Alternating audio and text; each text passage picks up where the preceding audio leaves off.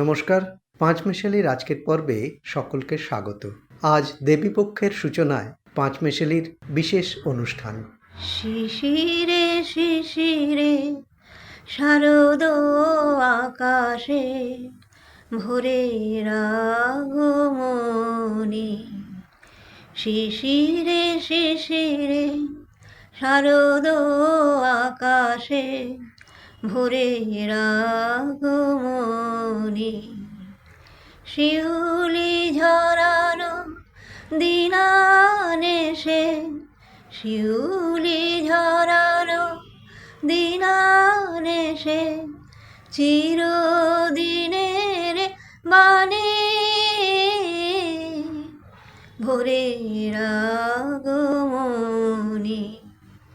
শিশিরে শিশিরে শারদ আকাশে ভোরের আগমনী।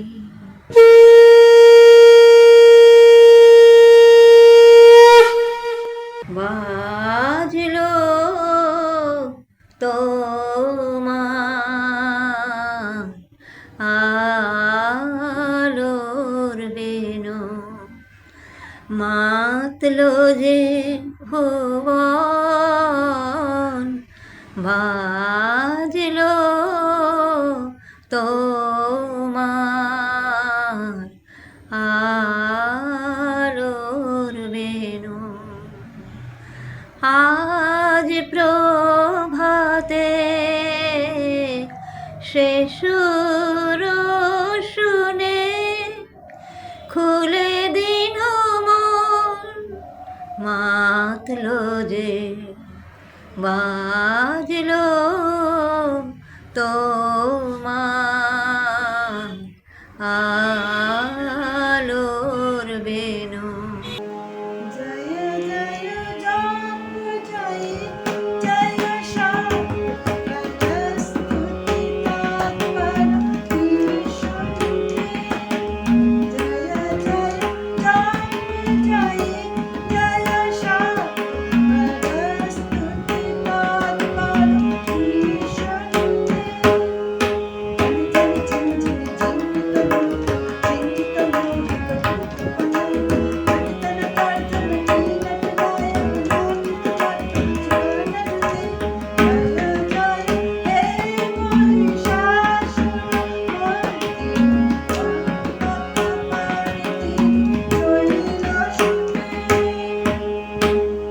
আজ মহালয়া, মহিষাসুর মর্দিনী দুর্গা, দুঃখ অশুভ বিনাশিনী দেবী, তিনি তার বাৎসরিক এই দিনটিতে বাংলায় আসেন মহালয়ার মাধ্যমে।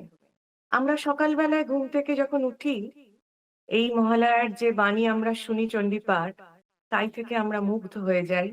বাঙালির রক্তের মধ্যে যেন হিল্লোল ওঠে মহালয়া শুনে। কিন্তু কেন? না, মা আসছেন বলে। মূল অনুষ্ঠানটা মাকে নিয়ে, মা দুর্গার পূজা হবে, সেই জন্য মহালয়ার সকাল থেকে মায়ের আরাধনায় এই স্তোত্রপাঠ।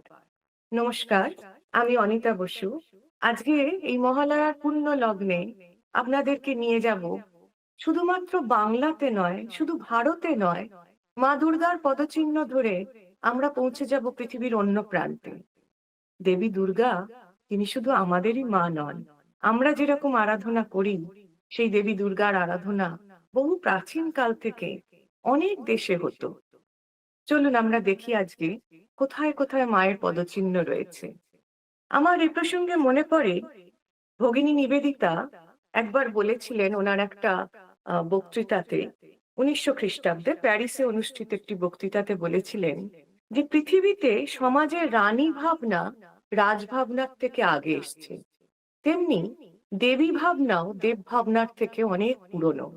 এ কথাটা যে কতটা সত্যি খুব আশ্চর্য হয় যখন জানি ভূমধ্য সাগরে সেই সুদূর গ্রিস, ক্রিট দ্বীপ, সেখান থেকে ক্রিট দ্বীপ থেকে চলে যান আরো অনেক দূরে, সেখানে পাবেন আপনারা দেবী ননাকে। সে আমরা যেরকম নানি বলি না, সেই ননা, দেবী ননা, দেবী অনহিতা, দেবী সিবিলি, এনারা প্রত্যেকেই সিংহবাহিনী মা দুর্গার এক একটি রূপ। কবে থেকে যারা পুজো হচ্ছেন সেটা বেশিভাবে জানা যায় না, কিন্তু প্রাচীন মূর্তিগুলো এখনো পৃথিবীর সমস্ত মিউজিয়ামে রাখা আছে। সেই ননা, অনহিতা, সেবিলি, তারপর চলে আসুন ইসার, ইস্তার, এনারা সবার মধ্যে দিয়ে এই মাতৃশক্তির একটা আবাহন, মাতৃতান্ত্রিক সমাজের একটি আবাহন বহুদিন ধরে হচ্ছে।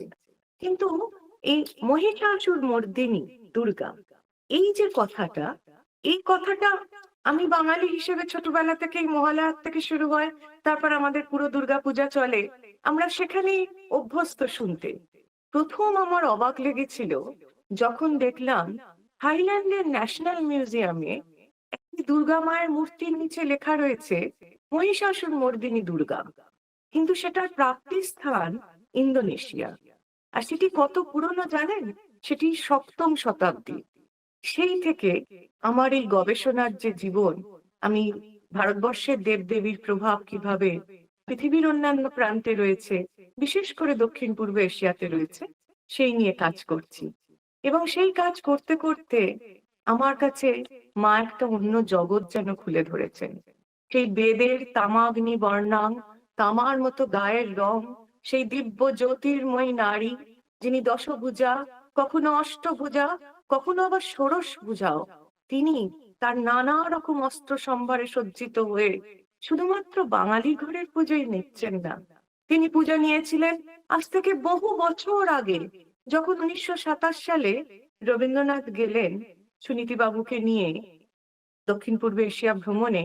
তিনি দেখলেন ইন্দোনেশিয়ার একটি জায়গায় একটি মন্দির, প্রাম্বানানের মন্দির। সেই প্রাম্বানানের মন্দিরে লোড়ো জংরান নামে কারোর একজনের পুজো হচ্ছে। কে এই লোড়ো জংরান? লোড়ো জংরানের কথা, গল্পটা কিরকম? সে গল্পটা হচ্ছে যে একজন কোনো ভীষণ সুন্দরী নারী, তাকে একজন অসুর স্বভাব বিশিষ্ট ব্যক্তি কামনা করেছিলেন যে তার স্ত্রী হতেই হবে, এই নারীকে আমিই ভোগ করব, অন্য কেউ করবে না। তার পিতা এই যে অসুরকে যুদ্ধ করে হারাতে চেয়েছিলেন কিন্তু পারেননি। তার পিতার মৃত্যুর পর সেই নারী, রাজকুমারী তিনি, তিনি নিজে যুদ্ধ করেছিলেন এবং একটি বিশেষভাবে সূত্রের মধ্যে দিয়ে এবং বিশেষ একটি ঘটনার মধ্যে দিয়ে তিনি তাকে পরাজিত করেছিলেন।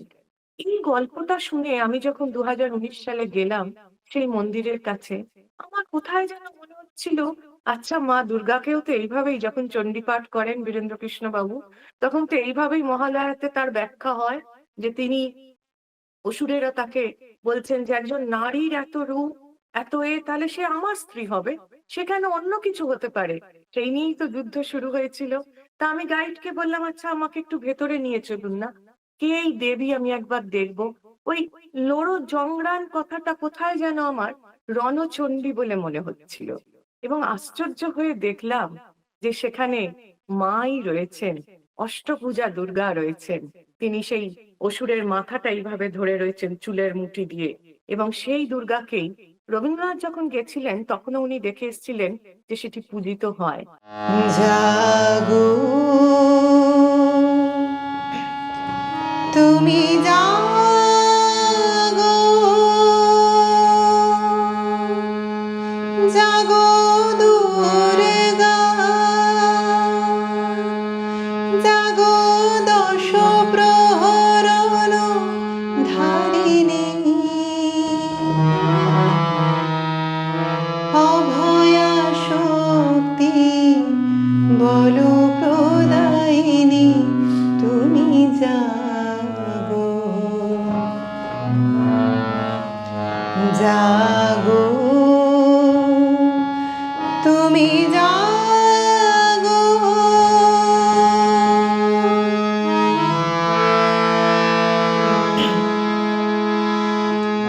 প্রণামী বরদা অভয়া তুলা, প্রণামী বরদা অভয়া তুলা, বহু বল ধারিণী রিপুদল বারিণী, জাগো মা, জাগো শরণময়ী, চণ্ডিকা শঙ্করী,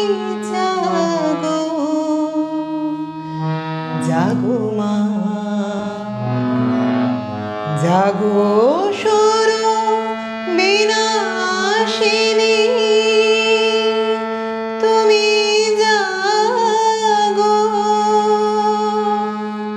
জাগো দুর্গা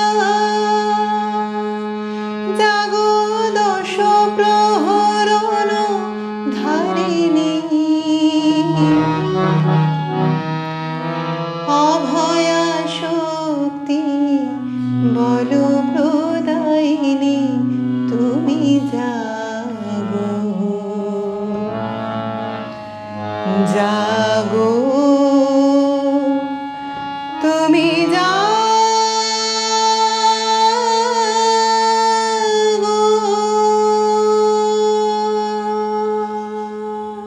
আজ হয়তো পরিস্থিতি অন্যরকম বলে পূজা ওইভাবে হয় না, কিন্তু লোরো জংরান আজও ভীষণ জাগ্রত ইন্দোনেশিয়ার মাটিতে। এমনকি ভিয়েতনামে পোনগর বলে একটি জায়গা আছে। ভিয়েতনাম আমাদের কাছে হয়তো পরিচিত রাজনৈতিক কারণ হিসেবে, কিন্তু ভিয়েতনামে চম্পা সিভিলাইজেশন বা চম্পা সভ্যতা যেটি ছিল, সেটি আমাদের বাংলা বিহার থেকেই যাওয়া মানুষদের থেকে তৈরি।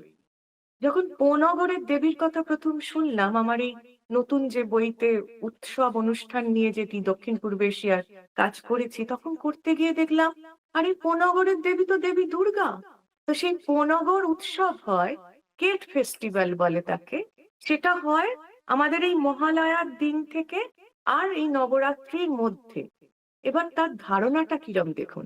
আমরা নবরাত্রি পালন করি প্রথম আমাদের যেদিন থেকে মায়ের আরাধনা শুরু করছি। বাঙালিরা হয়তো পুরো 9টা দিন করেন না, কিন্তু বাকি ভারতবর্ষে সেটি হয়। কিন্তু মহালয়ার মূল উদ্দেশ্যটা আমাদের কি? যে আমাদের পিতৃপুরুষের তর্পণ করা, আমাদের পিতৃপুরুষকে মনে করা, শ্রদ্ধা করা এবং তাদেরকে জল নিবেদন করা। আমি অবাক হয়ে দেখলাম কেট ফেস্টিভ্যাল ভিয়েতনামের সেই সুদূর প্রান্তে, যে চম্পা সভ্যতার মানুষরা নিজেরাও হয়তো জানেন না যে তাদের অরিজিনটা কোথায়, কিন্তু এই একই সময় তারা সেখানে তাদের পূর্বপুরুষকে জল এবং খাবার দেন। এবং কি আশ্চর্যভাবে তাদের ওই 3 দিন বা 4 দিনের পোশাকটা হচ্ছে লাল পাড় সাদা কাপড়। আমি এতটাই অবাক হয়ে গেছিলাম দেখে, যে তখন আমার মনে হলো যে আচ্ছা, এনারা যে দেবীর পূজা করছেন তার কি রূপ।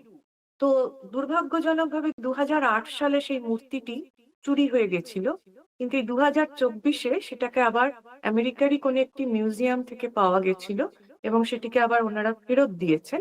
তো সেটা এখন ভিয়েতনামের একটি মিউজিয়ামে আছে। তিনি হচ্ছেন দশভুজা দুর্গা, এবং কিন্তু একটা বসা মূর্তিতে। আর মায়ের দাঁড়ানো মূর্তিতে, রণচণ্ডী মূর্তিতে চতুর্ভুজা দুর্গা পোনগরের মন্দিরের মাথাতে এখনো রয়েছে। আপনারা যদি যান আপনারা দেখতে পাবেন।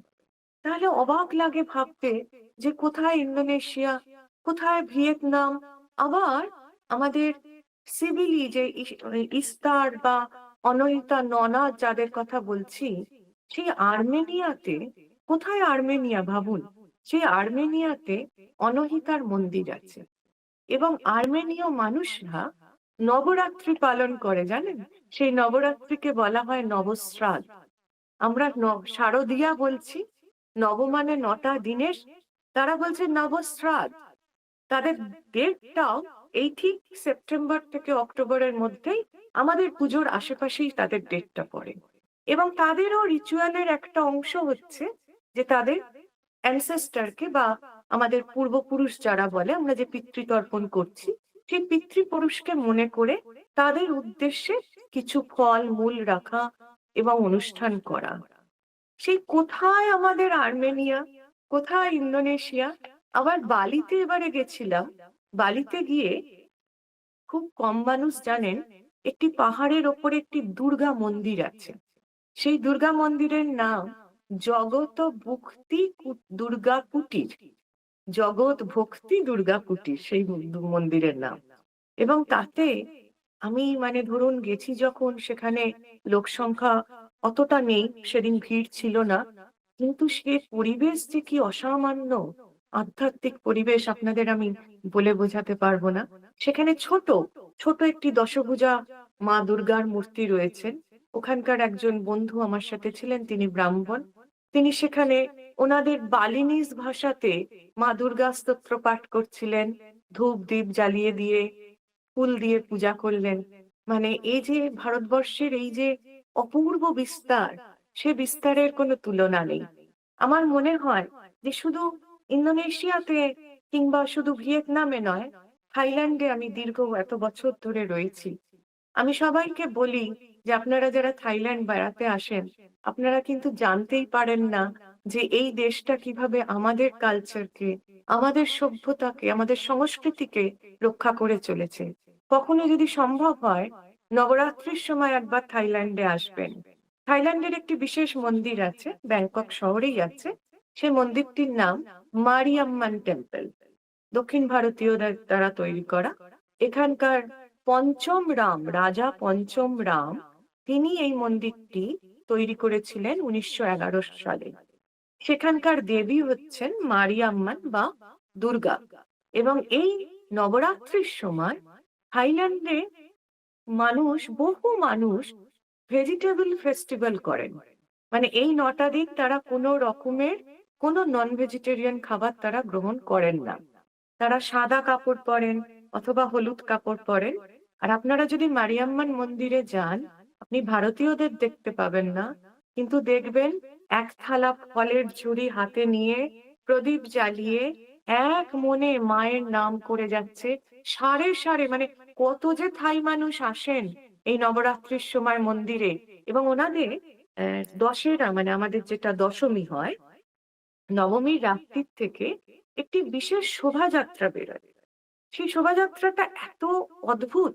সেই শোভাযাত্রাটা হচ্ছে, সমস্ত মেয়েরা চেষ্টা করে, থাই মেয়েরার কথা বলছি আমি, থাই মহিলারা চেষ্টা করেন লাল কাপড় পরে, যেমন নবমীর দিনটা আমাদের কাছে বিশেষ দিন, তো সন্ধি পূজা হয়, সেখানে বিশেষ দিন আমাদের। ওরাও সবাই লাল কাপড় পরে সুন্দর ভারতীয় মতন ভাবে সাজবে। এবং প্রত্যেকের বাড়িতে কোনো কোনো দেবী, নয় কালী, নয় লক্ষ্মী, এমনকি আমি আপনাদেরকে ছবি দেখাবো যে সেখানে আমাদের যে কালীঘাটের মা কালীর মূর্তি, সেও তারা পুজো করে। তার বিরাট মূর্তি তৈরি করে। ওদের সিস্টেমটা হচ্ছে, নবমীর দিন রাত্রিরে ওরা প্রত্যেকে ওদের বাড়িতে যে মায়ের পুজো হয়, দুর্গা, কালী, লক্ষ্মী রূপে, সেই মায়ের মূর্তি ওরা নিয়ে আসে। সমস্ত 5 কিলোমিটার ব্যাসার্ধ জুড়ে রাস্তা বন্ধ থাকে। গভর্নমেন্ট থেকে নিয়ম যে নবমী এবং দশমীর রাত্রিরে মারিয়াম্মান মন্দিরের 5 কিলোমিটার ব্যাসার্ধে কোনো গাড়ি চলবে না, সবাই পায়ে হেঁটে যাবে। এবং সেইখানে সারে সারে আপনার, মানে লাইন দিয়ে আপনারা দেখতে পাবেন বিভিন্ন রকমের দুর্গা মূর্তি, কালী মূর্তি, লক্ষ্মী মূর্তি, এবং তাদের যে ভক্তি, তাদের যে পূজা, সারা রাত্রি তারা ওইখানে বসে মায়ের ভজন করেন। এবং তারপরের দিন তাদের ওটিকে প্রতীকী ভাবে বিসর্জন দিয়ে আবার বাড়ি নিয়ে ফিরে যান। এই হচ্ছে থাইল্যান্ডের উমা। যে উমা, আমাদের ন্যাশনাল মিউজিয়াম ব্যাংককে আমাদের একটি অপূর্ব উমা মূর্তি আছে, সুখোথাই ডাইনেস্টির সময়কার, সুখোথাই রাজবংশের। সেটি ওই 1100-1200 শতাব্দীর হবে। অসাধারণ একটি উমা মূর্তি আছে, ব্রোঞ্জ স্কাল্পচার। আর সেই উমাই জীবন্ত হয়ে যেন মারিয়াম্মান মন্দিরে থাইদের পূজা নেয়। আবার আপনি চলে যান বার্মা। বার্মাতে মাউন্ট পোপা বলে একটি পর্বত আছে। তো আমাদের গোরক্ষনাথ, আমাদের যে ইউপিতে যে নাথ সম্প্রদায় আছে, আমাদের ভারতবর্ষের সাধক সম্প্রদায়ের মধ্যে নাথ সম্প্রদায়ের একটি বিশেষ স্থান আমরা অনেকেই জানি। তো সেই বার্মাতে নাট বলা হয়। আমরা বাংলায় থ কথাটা উচ্চারণ করি, ওরা ট বলে, নাট বলে ওদেরকে। তো এই নাট বা ত, নাথ বলে। সেই নাথেদের প্রচুর দেবদেবী আছে। এবং সেইখানে আমি অবাক হয়ে দেখলাম যে এই সময়টাই, এই নবরাত্রির আশেপাশের সময়, মহালয়া থেকে নবরাত্রির মধ্যে কোন একটি সময়, ওদের কিছু বিশেষ রিচুয়ালস বা বিশেষ ধরনের আচার আচরণ ওরা পালন করে। এবং সেই মাউন্ট পোপা যে পর্বতটি, তার উপর একটি অদ্ভুত পাথর আছে, যে পাথরটি পড়ে না কখনো। এত ভূমিকম্প হয়, এত কিছু হয়, কিন্তু সেই পাথরটি সেখানে রয়েছে। এবং তার পাশে একটি মন্দির আছে। সেই মন্দিরে গেলে আপনার হয়তো ভুল হবে যে আমি বোধহয় আমাদের গ্রাম বাংলার কোনো মন্দিরে ঢুকে পড়েছি। সেখানে আপনি অজস্র মায়ের মূর্তি দেখতে পাবেন, সিংহবাহিনী দেবী দুর্গা দেখতে পাবেন, আপনি লক্ষ্মী দেখতে পাবেন, সরস্বতী দেখতে পাবেন, সবাই আছে সেখানে। প্রায় ৪৭ রকমের দেবদেবী আছে মাউন্ট পোপাতে। তাহলে এই যে একটা প্রভাব, ভারতবর্ষ থেকে শুধুমাত্র বণিকদের মাধ্যমে এই প্রভাব যায়নি, ভারত সংস্কৃতির এই প্রভাব গেছে তার সংস্কৃত ভাষার মাধ্যমে, তার আচার আচরণের মাধ্যমে পৌঁছে গেছে বহু দূর। সেই মা দুর্গা আবার যখন আমরা দেখি ক্যাম্বোডিয়া, কম্বোজ, কম্বোজে আমাদের সব থেকে বড় ভারত মানে হিন্দু ধর্মের সব থেকে বড় মন্দিরটি এখনো বর্তমান, সেটি আঙ্কর ভাটের মন্দির বলা হয়। সেই আঙ্কর ভাটের মন্দিরে শুধু নয়, কম্বোজের রাজারা তারা হিন্দু ধর্ম এবং বৌদ্ধ ধর্ম দুটি ধর্মকে শ্রদ্ধার সঙ্গে গ্রহণও করেছিলেন, আবার সেটিকে নিজেদের রাজনীতিতে এবং নিজেদের জীবনযাত্রাতে তারা সেটিকে নিয়েই চলেছিলেন। সেই জন্য কম্বোজের যে দুর্গা, কি সুন্দর সুন্দর দুর্গা মূর্তি, আপনারা মানে অবাক হয়ে যাবেন। ওখানকার মিউজিয়াম গুলোতে আপনারা যখন বেড়াতে যাবেন, আমি অনুরোধ করব যে দেশে বেড়াতে যান সে দেশের মিউজিয়াম গুলো দেখুন, ভারতবর্ষ কিভাবে রয়েছে সেটা আপনারা বুঝতে পারবেন। ওখানে কত রকমের দেবী দুর্গার মূর্তি। কম্বোজে যখন দুর্গার কথা বলছি, সেই দুর্গা কিন্তু শুধুমাত্রই অসুর দলনী, মহিষাসুর মর্দিনী নন। তিনি ডেফিনেটলি তিনি অসুর দলনী, কিন্তু একই সঙ্গে তিনি রাজশক্তির প্রতীক। আবার এই যে ভিয়েতনামের যে কথা বললাম, ভিয়েতনামে দুর্গার কথা যে বললাম, তারা বিশ্বাস করেন যে ইনি হচ্ছেন শুধুমাত্রই শক্তির প্রতীক নন, ইনি হচ্ছেন অন্নদাত্রী। বালিতে, ইন্দোনেশিয়াতে মা দুর্গাকে ধরিত্রী দেবী বলেও পুজো করা হয়, কারণ মা না থাকলে আমরা তো অন্ন পেতাম না। তাহলে আমরা যদি অন্নপূর্ণার কথা বলি, আমাদের যে বাসন্তী পুজো হয় সে তো মা দুর্গারই একটি রূপ।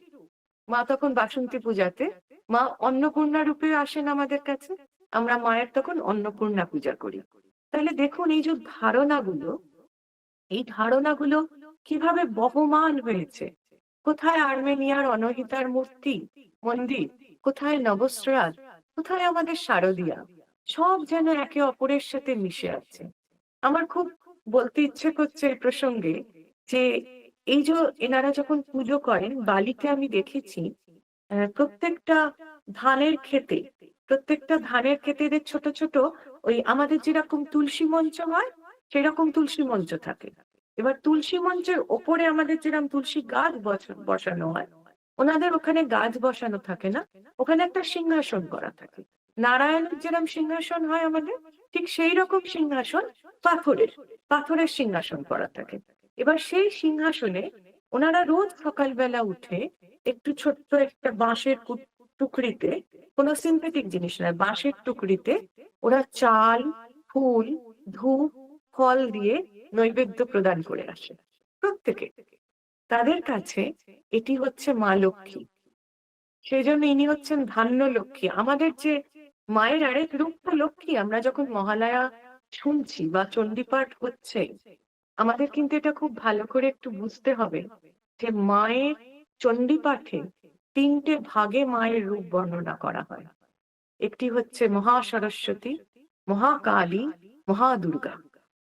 তিনি আমাদের এখানে, আমাদের বিশেষ করে বাংলাতে মা সরস্বতী বিদ্যারূপিণী রূপে বেশি পূজিত, কিন্তু আমরা যদি চণ্ডীপাঠকে একটু ভালোভাবে শুনি বা একটু বুঝি, মা সরস্বতী হচ্ছেন প্রধানতম যুদ্ধের দেবী, এবং এই যুদ্ধের দেবী মা সরস্বতীকে দক্ষিণ ভারতে পূজা করা হয়।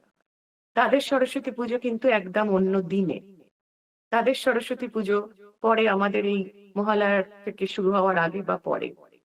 সেই রকম ভাবে সারা পৃথিবী জুড়ে এত রকমের বৈচিত্র্য, সেই বৈচিত্র্যের মধ্যে আমাদের যে মিলন, ভারতবর্ষের এই এক অদ্ভুত জিনিস। আমি যে আপনাদের লোড়ো জংরাঙের কথা বলছিলাম, রণচণ্ডী লোড়ো জংরাঙের যে মূর্তিটি, সেটি কালো পাথরের তৈরি এবং এত দৃপ্তময়ী তার চেহারা, আপনারা দেখলেই বুঝতে পারবেন যে দেবীর যে শক্তি বেরোচ্ছে। যেভাবে ওখানে আমি ইন্দোনেশিয়া জাকার্তাতে চতুর্দিকে দুর্গা মূর্তি পড়ে আছে। মানে মিউজিয়ামের ভেতরে বাইরে প্রাচীন মন্দিরগুলোতে কত রকমের দুর্গা আপনি দেখতে পাবেন যে তার কোনো ইয়ত্তা নেই। তাহলে কি করে গেল? ভারতের বিস্তার তাহলে কতটা ছিল? আমাদের এগুলোকে একটু যদি বুঝতে পারি, আমরা যদি একটু এগুলো নিয়ে ভাবি, দেখবেন আপনাদের নিজেদেরও গর্বিত মনে হবে এবং দেশকে দেখার যে দৃষ্টি, সেই দৃষ্টিটা বদলে যাবে। এ প্রসঙ্গে আমার মনে পড়ছে স্বামীজিকে একবার বলা হয়েছিল, স্বামী বিবেকানন্দকে এ প্রসঙ্গে কথা বললে। তো উনি বাণী ও রচনা থেকে আমি পাঠ করছি। বাণী ও রচনার 201 নম্বর পাতাতে রয়েছে যে যখন স্বামীজি প্রাচ্য পাশ্চাত্য গ্রন্থেও যখন উল্লেখ করেছেন যে ওই বুড়ো শিব ষাঁড় চড়ে ভারতবর্ষ থেকে একদিকে সুমাত্রা, বর্নিও, সেলিবেস, মায় অস্ট্রেলিয়া, আমেরিকার কিনারা পর্যন্ত ডমরু বাজিয়ে এককালে বেরিয়েছেন। আর একদিকে তিব্বত, চীন, জাপান, সাইবেরিয়া পর্যন্ত বুড়ো শিব ষাঁড় চড়িয়েছেন, এখনো চড়াচ্ছেন।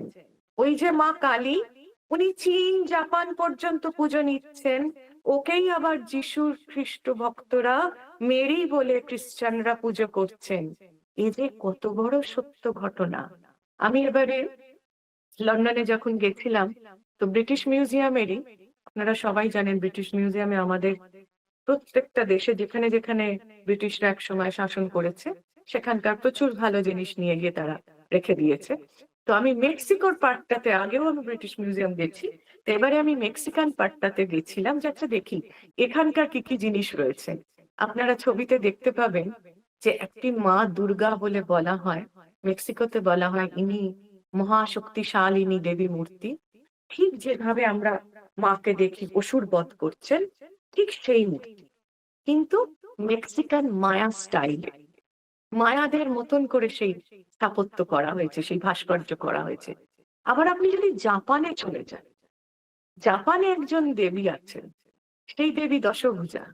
সেই দেবীর নাম হচ্ছে কুন্ডি, কুন্ডি বা কুণ্ড বা কি, কিন্তু আমরা যদি একটু দেখি ভালো করে, তাহলে আপনি দেখবেন আমাদের মা দুর্গার সঙ্গে তার কোথাও অমিল নেই।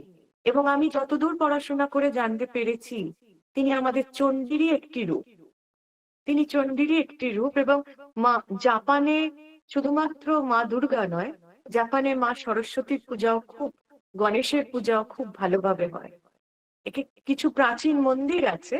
স্বামীজি যখন জাপান গেছিলেন, উনি দেখে এসেছিলেন যে জাপানের মন্দিরের গায়ে সংস্কৃত ভাষা লেখা, এমনকি বাংলা 2-4টে হরফও ছিল। আমাদের নিজেদের কথাই যদি বলি, আমরা যদি অন্যদের কথা ছেড়েও দিই, আমরা যদি দেখি যে আমাদের এই দুর্গাপুজো কিন্তু শুধুমাত্র জমিদার বাড়ি থেকে আসেনি। এই কিছুদিন আগে শ্রীনগরের ওখানে বাইগম বা বায়গম বলে কোন একটি জেলা থেকে মা দুর্গার একটি অসম্ভব সুন্দর ছোট মূর্তি পাওয়া গেছে। সে মূর্তিটি হচ্ছে 6ষ্ঠ শতাব্দীর বা 7ম শতাব্দী। মথুরা থেকে, মথুরা মিউজিয়ামে রাখা আছে, মথুরা থেকে মা দুর্গার মূর্তি পাওয়া গেছে, সেটি 2য় বা 3য় শতাব্দী। তাহলে এই যে দুর্গার কথা বলছি, আফগানিস্তান থেকে মায়ের একটি অসম্ভব সুন্দর মুখ পাওয়া গেছে। ত্রিনয়নী মা আমার, সেই মায়ের মুখ পাওয়া গেছে আফগানিস্তান থেকে। আপনারা অনেকেই জানেন মরুতীর্থ হিংলাজের কথা। মরুতীর্থ হিংলাজ কি নামে পরিচিত জানেন বালুচিস্তানে? মরুতীর্থ হিংলাজের মায়ের নাম হচ্ছে নানি কি দরবার। ওই যে ননার কথা বলছিলাম আপনাদের, গ্রিসে, ক্রিট দ্বীপে, সিডিলিতে, এশিয়া মাইনরে তিনি দাপিয়ে রাজ্য করে গেছেন। তার নাম ননা বলতে এখন একটি ননা, দ্য মাদার গডেস। সেই ননা আর নানিতে খুব একটা তফাৎ নেই। হিংলাজ মা তো আমাদেরই সতীর 51 পীঠের অংশ। তো সেই সতীর 51 পীঠের উপরেই হিংলাজ মায়ের মূর্তি বা মন্দির, কিন্তু বড় দুরূহ এবং কোনোদিনই সেইভাবে আমরা, যেহেতু আমাদের দেশের বাইরে বলে, আমরা রক্ষা করতে পারিনি। কিন্তু বাকি যে দেশগুলোর কথা আপনাদেরকে বলছিলাম, থাইল্যান্ডের কথা, ক্যাম্বোডিয়ার কথা, ইন্দোনেশিয়ার কথা, বার্মার কথা, ভিয়েতনামের কথা, এইসব দেশগুলো কিন্তু এখনো অনেক ঝড়ঝাপটা সামলেও এই সভ্যতাটাকে ধরে রাখতে পেরেছে, জানতে বা অজান্তে। আমরাই বা কতজন জানি মা দুর্গার কথা বেদে কিভাবে আছে? আমরাই বা কতজন জানি যে শুধুমাত্র এই যে চণ্ডীপাঠ আমরা শুনি, মহালয়ার সাথে বাঙালির রক্ত, যে যেখানেই থাকুক না কেন, এমন কোনো বাঙালি বোধহয় এখনো নেই যে মহালয়ার দিন শোনে না বা মহালয়ার ওই সুরটা কানে এলে তার ভেতর আনন্দ হয় না। আমাদের সবার হয়। আমি যেখানেই থাকি না কেন, আপনি যেখানেই থাকুন না কেন। কিন্তু মায়ের উৎপত্তি তো আজকে নয়, মায়ের উৎপত্তি বহু প্রাচীন। সেই বেদের ঋষিরা যখন বলছেন, সেখানে আরো বর্ণনা রয়েছে যে মহিষাসুর কেন পুজো পাবে। আমরা তো যখন পুজো করছি মায়ের, তখন তো মহিষাসুরও পুজো পাচ্ছে, এবং মহিষাসুরের সেখানে লেখা রয়েছে, সেই বেদের সেই সমস্ত স্তোত্রে লেখা রয়েছে যে মহিষাসুর যখন বুঝলেন ভুল, তখন তিনি মায়ের কাছে প্রার্থনা করলেন যে আমাকে তুমি মারো, তাতে কোনো ক্ষতি নেই, কিন্তু তোমার চরণে যেন আমিও আশ্রয় পাই, মানুষ যেন আমাকেও জানে। তার ফলে সেও তার চরণে, মা একই দিকে, মায়ের সাথে তো মানুষ মায়েরও তো একই রূপ হয়। যখন সে সন্তানকে শাসন করে তখন সে ক্রুদ্ধ হয়, কিন্তু যখন সে সন্তানকে ক্ষমা করে, সে খারাপ সন্তানকেও তো দেখে। মা তো সেখানেই মা। তো এই মাতৃরূপের যে আরাধনা, এটি শুধু আমাদের বাংলাতে নয়, আমাদের নিজেদের ভাষাতে নয়, পৃথিবীর বিভিন্ন প্রান্তে, বিভিন্ন ভাষায়, বিভিন্ন মানুষের মধ্যে দিয়ে, বিভিন্ন সমাজের বৈচিত্র্যের মধ্যে দিয়ে এই মাতৃ আরাধনা হয়ে চলেছে, এবং হয়তো ভবিষ্যতে আরো হবে। দুর্গে দুর্গে দুর্গতি নাশিনী মহিষাসুর মর্দিনী জয় মা দুর্গে। দুর্গে দুর্গে দুর্গতি নাশিনী মহিষাসুর মর্দিনী জয় মা দুর্গে। দেবী দুর্গে জগত জননী তুমি মা মঙ্গলকারিণী। দেবী দুর্গে জগত জননী তুমি মা মঙ্গলকারিণী। দুর্গে দুর্গে দুর্গতি নাশিনী মহিষাসুর মর্দিনী জয় মা দুর্গে। দশভুজা দশ শাস্ত্র শালিনী মধুকৈটভ সংহারিণী। আ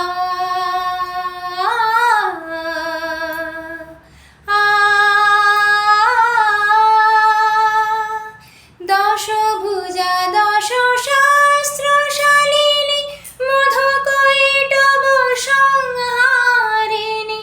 অদ্বিতীয়া তুমি অনন্যা, অদ্বিতীয়া তুমি অনন্যা, ভবানী মা দুঃখ হারিণী। দুর্গে দুর্গে দুর্গতি নাশিনী মহিষাসুর মর্দিনী জয় মা দুর্গে। দুর্গে দুর্গে দুর্গতি নাশিনী মহিষাসুর মর্দিনী জয় মা দুর্গে। শুম্ভ নিশুম্ভ দানব দলনী ভক্তি মুক্তি দায়িনী। আ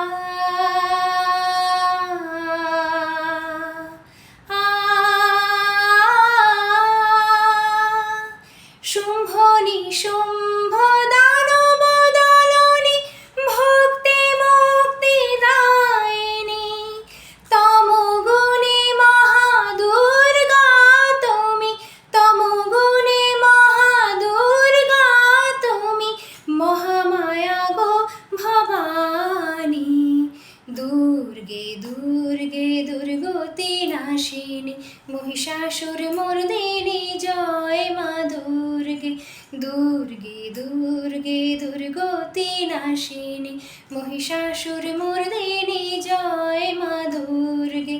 দেবী দুর্গে জগত জননী তুমি মা মঙ্গলকারিণী।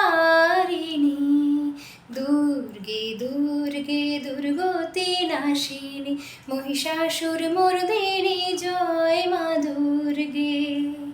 মহাসরস্বতী